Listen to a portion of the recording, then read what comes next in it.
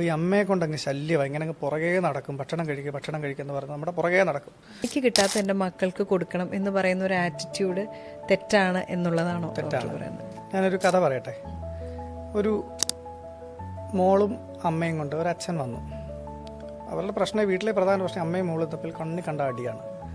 മോക്കപ്പോൾ ഭയങ്കര ദേഷ്യവും അങ്ങനത്തെ ഒരു പ്രശ്നങ്ങളും ഒക്കെ ആയിട്ട് മോളെയാണ് കൗൺസിലിങ്ങിന് കൊണ്ടുവന്നത്. സംസാരിച്ചു തുടങ്ങി. അപ്പോൾ പറഞ്ഞു, എന്താണ് മോളെ പ്രശ്നം? ഈ അമ്മയെ കൊണ്ടങ്ങ് ശല്യമായി ഇങ്ങനെ അങ്ങ് പുറകെ നടക്കും, ഭക്ഷണം കഴിക്കുക എന്ന് പറഞ്ഞ് നമ്മുടെ പുറകെ നടക്കും. പക്ഷേ മോക്കപ്പം ഭക്ഷണം കഴിക്കാൻ തോന്നാറില്ല. അതെങ്ങനെയാണ് ഡോക്ടറെ എനിക്ക് തോന്നുന്നത്? ഒന്ന് കാപ്പി കുടിച്ചിട്ട് 9 മണിയാകുമ്പോൾ ഇരുന്ന് കഴിഞ്ഞാൽ 10 മണിയാകുമ്പോൾ അമ്മ വരും, മോളെ ജ്യൂസ് കുടി, മോളെ മുട്ട തിന്നെ. അങ്ങനെ 1 മണിക്കൂർ ഇടവിട്ട് എനിക്ക് ഭക്ഷണം കൊണ്ടുതരും ഡോക്ടറെ. എനിക്ക് എങ്ങനെയാണ് വിശക്കുന്നത്? അമ്മയുടെ ചൈൽഡ്ഹുഡ് വളരെ ട്രോമാറ്റിക്കാണ്. അമ്മ ആഗ്രഹിക്കുന്ന പോലെ ജീവിക്കാൻ കഴിയുന്ന ഒരു സാഹചര്യമായിരുന്നില്ല.